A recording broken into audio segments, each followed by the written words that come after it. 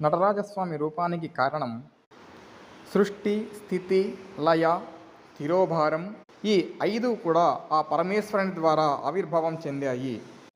ఆ పరమేశ్వరుని ద్వారా విశ్వం శాసించబడుతుంది అని చెప్పడానికి మూలాధారం. కళలను పంచకృత్యం అంటాము. రాజస్వామి వారి నాట్యరూపం ఈ పంచకృత్యాలకు ప్రతీక. దారుకావనంలో కొంతమంది ఋషులు తాము ఎక్కువ తపస్సు చేసి ఎక్కువ శక్తి సామర్థ్యాలు పొంది ఆ లింగరూపమైన పరమేశ్వరుని కంటే తామే శక్తివంతులమని తలిచారు. క్రమంగా భక్తిహీనులై శివలింగాన్ని ఆరాధించడం మానివేశారు. తమని తాము దేవతలుగా, దైవస్వరూపులుగా భావించారు. ఆ ఋషులలో అహంకారం ఎక్కువై దైవారాధన, శివలింగారాధన వదిలివేశారు.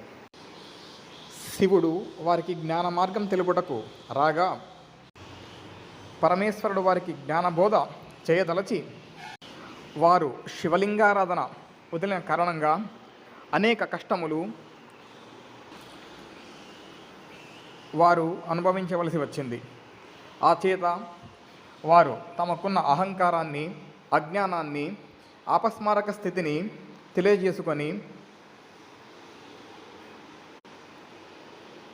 ఓ పరమేశ్వర, మా తప్పును మన్నించు, సర్వ విశ్వానికి అధిపతి అయినటువంటి ఈ నీ రూపాన్ని ఆరాధించడం మానివేయడం వల్ల మాకు ఈ సకల కష్టాలు, దౌర్భాగ్యము కలిగింది.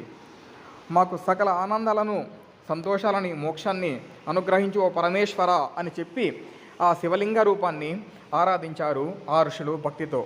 అప్పుడు పరమేశ్వరుడు వారికి చల్లని దీవెనలు అందించాడు. శివుడి పంచకృత్యాల్లో మొదటిది సృష్టి, అంటే విశ్వాన్ని సృష్టించడం.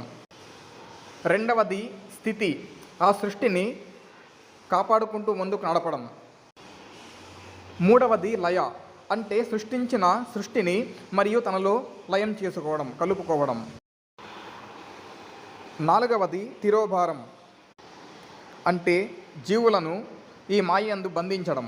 అనుగ్రహం, ఐదవది అనుగ్రహం, అంటే ధర్మ మార్గంలో నడిచిన వారిని తనను లింగరూపంలో ఆరాధించి సకల శుభకార్యాలు చేయువారిని రక్షించడం ఆ స్వామి యొక్క అనుగ్రహం. ఇవన్నీ కూడా ఆ నటరాజస్వామి వారి 5 భంగిమలకు ప్రతీకలు. స్వామివారి పాదం కింద అపస్మారక స్థితిలో రాక్షసుని సంహరిస్తూ ఉంటాడు. ఆ రాక్షసుడే అహంకారం.